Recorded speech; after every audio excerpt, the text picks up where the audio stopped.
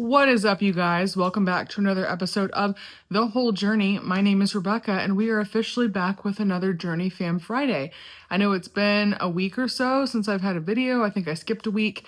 And yeah, it's been really busy. Really good, but really busy. So thank you for your patience. Today, we are jumping right into something that God is continuing to have to teach me about over and over again, and it is effective boundaries. When you grow up with people who teach you that boundaries are bad because boundaries are bad for them if you have them, because if you don't have boundaries, they can do whatever they want to you, you have to learn how to set boundaries as an adult. So as I have learned how to set boundaries, I want to share what that has looked like, how it has changed my life, and how it is going to continue to change my future. Let's get right into it.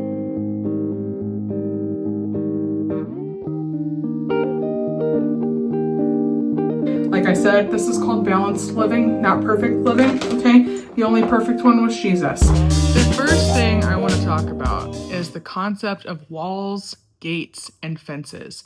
Everybody in their life has areas that they can place walls, meaning like you cannot pass this, you cannot go over it, you'd literally have to blow it up or I'd have to tear it down. Gates, which are areas where people can pass in or out if you allow them to, and fences, which are boundaries that you just hold, but unfortunately people can still hop over if you're not careful.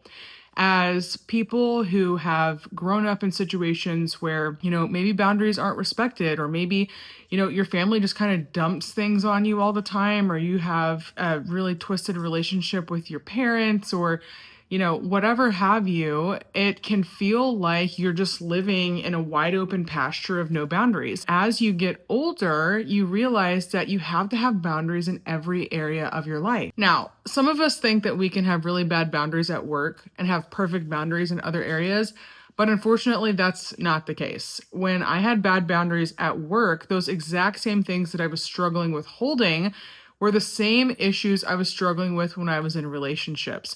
I would say, okay, this is what I'm going to do, this is what I'm willing to do, and a job would just slowly get me to start doing more for the exact same pay with the exact same accolades, and nothing would ever change when I would issue pushback, and I thought, oh, I only have bad boundaries at work. It must mean that this is the only area of my life that's being affected by this.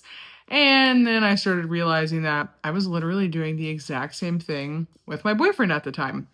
I would set a boundary, and he would hop over the fence, and I would be like, oh, pshaw, don't worry about it. I'll just move the fence. And then he would hop that fence again, and I would just say, oh, silly me, fence is in the wrong place again. And then I would just move that fence as well.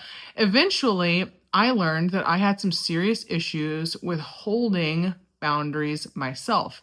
Because one thing about a boundary is it only works if you actually enforce it.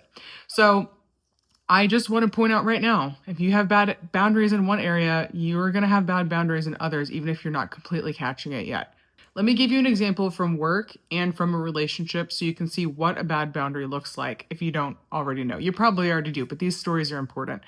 So when I was a kid, there was this family member that would watch me, was kind of like a guardian kind of a thing, and they would start talking to me about certain situations that made me really uncomfortable. And I would push back and I would be like, hey, I don't really want to talk about that. And they would hop the fence and I would be like, oh, okay, like whatever, I guess I can move the fence. Then they would hop the fence again. And it was just like they would continue to push boundaries on dragging me into situations that I didn't want to be in, talking to me about things that I didn't want to talk about.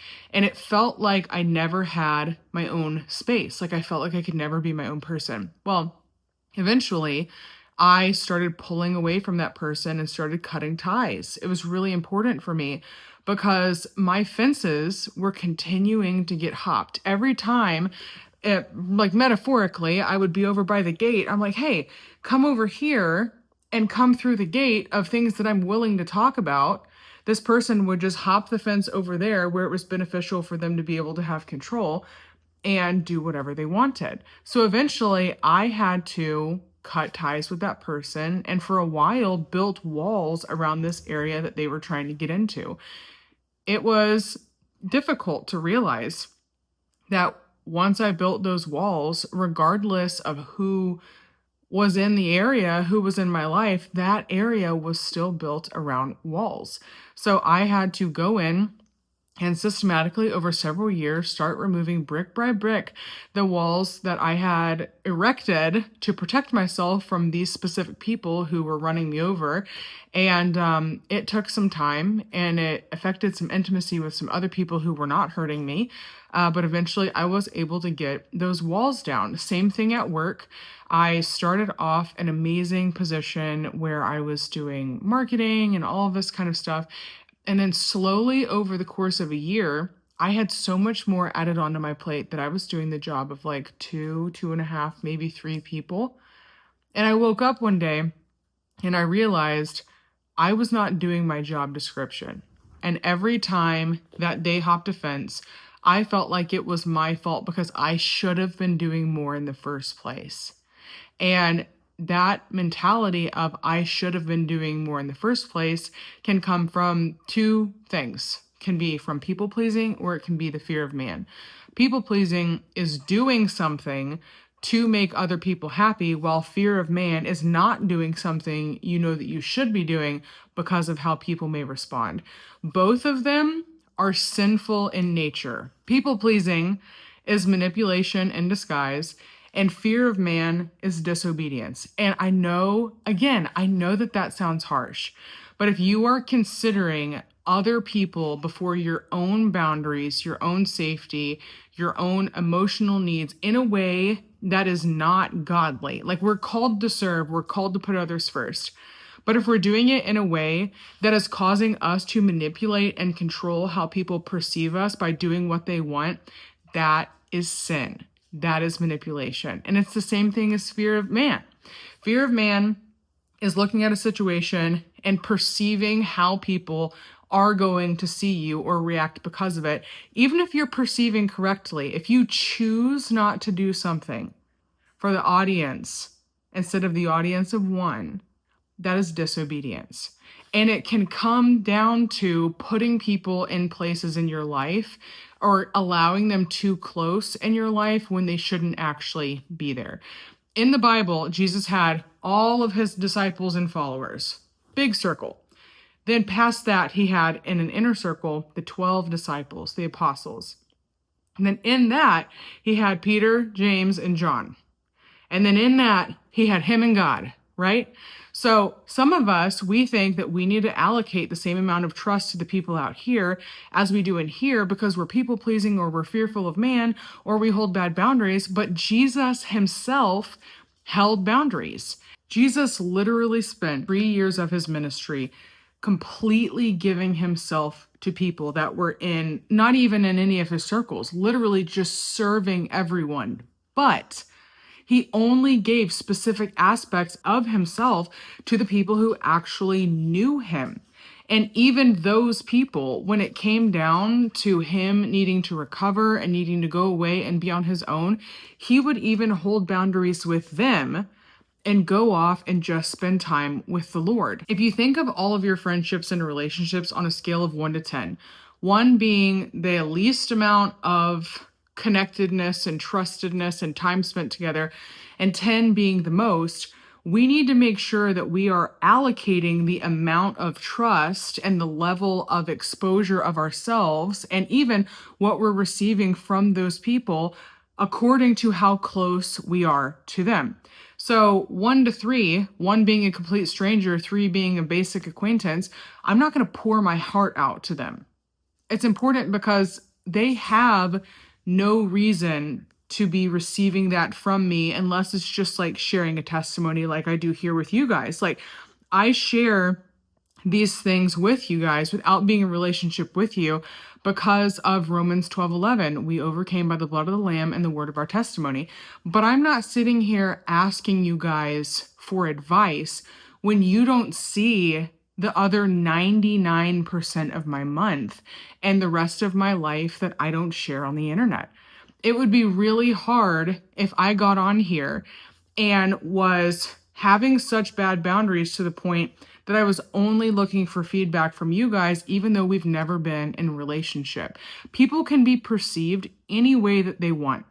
And until somebody has worked through with you going from a level 1 all the way to a level 10 and being in your inner circle and being invited into these deep parts of you and earning trust, you should not be caring what they think. And it's not that I don't care what you guys think, because even, some of you guys have been following for a while now, and I've developed kind of like relationships with you guys. But again, it's just only what you've seen on the internet. So we cannot make the people that are 1 through 5s so important that we take everything they say and just receive it. But in my opinion, the only person we can take full face value, absolutely no grains of salt with it, the only person's voice we can listen to 100% of the time, all the time, is God's. In my opinion, the only 10 in my life ever will be Jesus.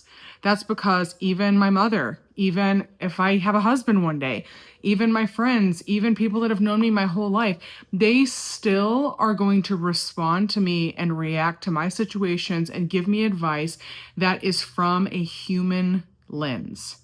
So regardless of what's going on, regardless of where we are on a scale of 1 to 10 or 1 to 9 in my book, you have to weigh what they're saying and only receive based off of that. So the 1 through 10 scale, it's giving, but it's also receiving. If somebody is coming up to you and I've had this happen at church before, somebody who did not even know me came up and wanted to prophesy over me a very deep corrective word.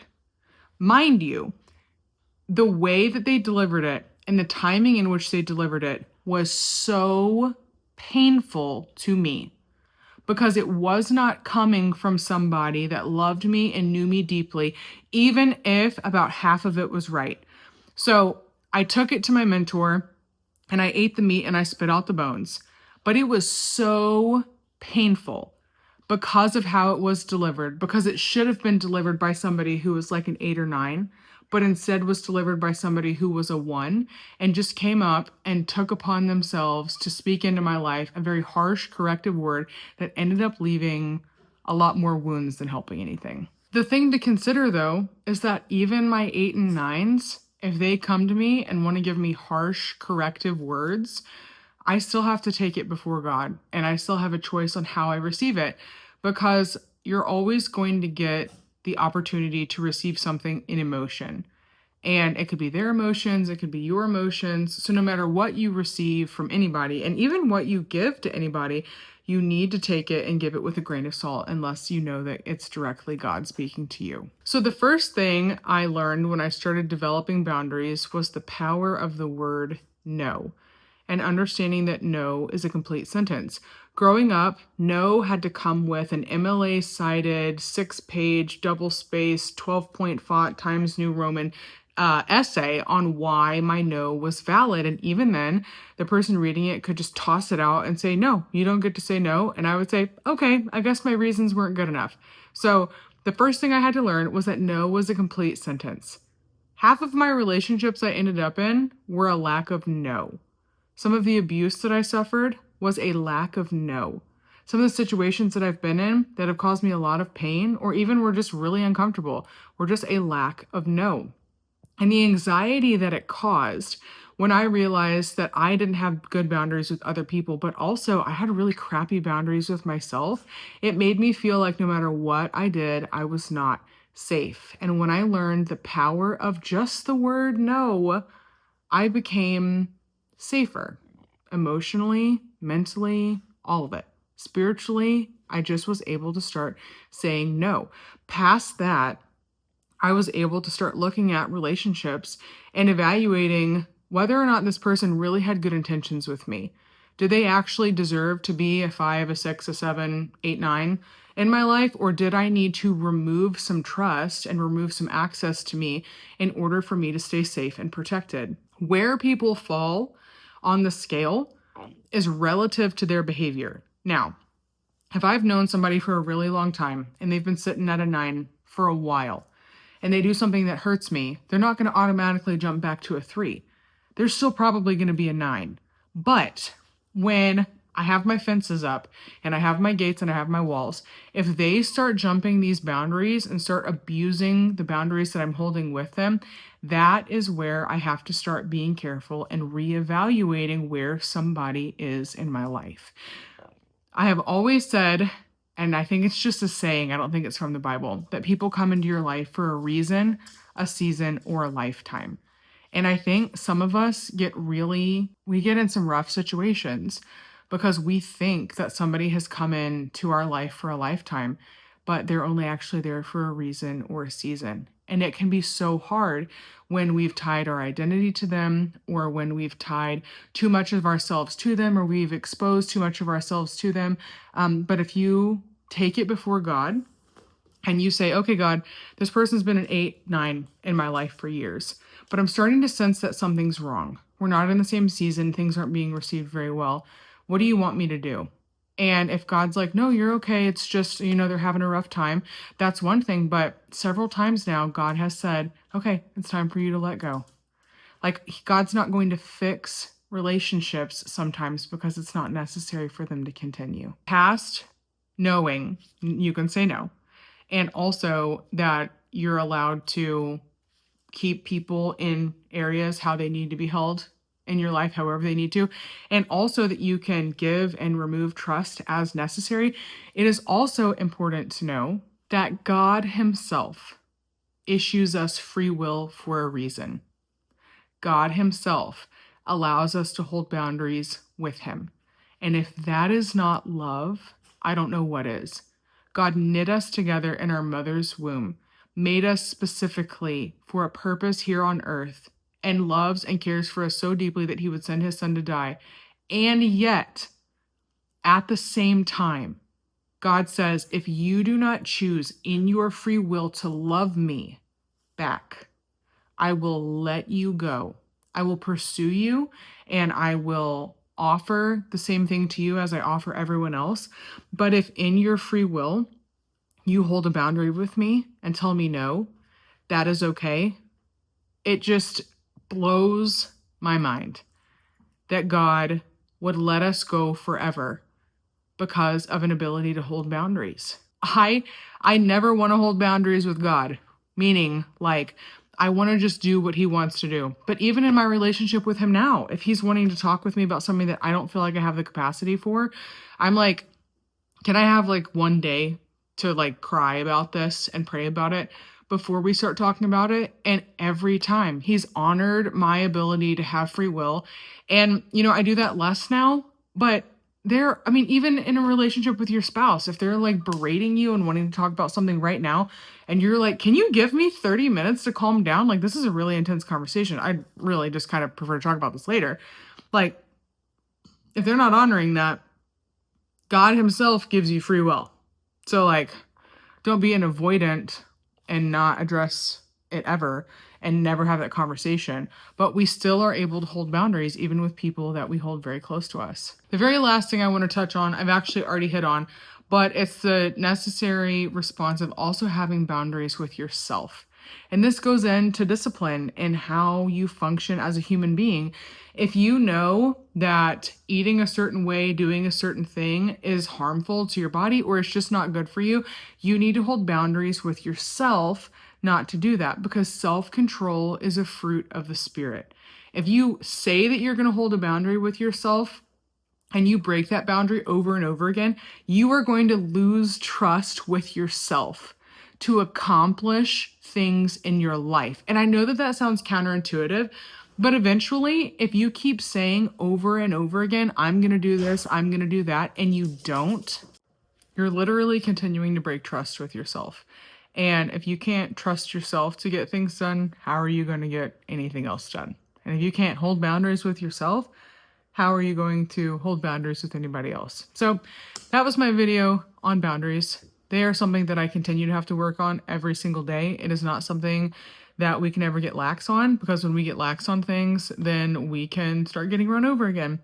And nobody wants to get run over all the time because of bad boundaries. So if you have ever struggled with boundaries, go ahead and drop a comment in the comments below. And if you learned anything from this video, go ahead and like, subscribe, and share. And I will see you next week on the next episode of The Whole Journey.